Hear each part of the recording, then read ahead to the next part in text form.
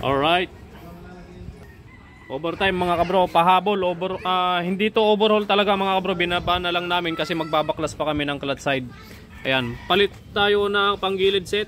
Yung bruskong clutch housing na makapalang gear mga kabro, high speed 70, 21, 37.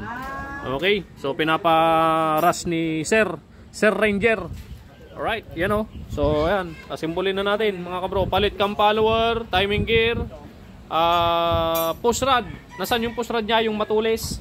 Yung tattoo yan. Ayan, ito yung push rod niya mga kabro, napakatulis na oh. Oh, parang karayom. Pwede. Ay no. Galaw naman ng kamay mo. Ayan oh.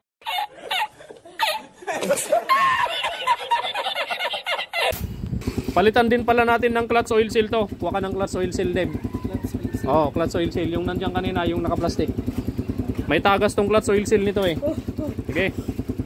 Mga kabro, in overtime natin yung motor ni Sir Ranger. TMX Alpha 125 na sobrang ingay mga kabro.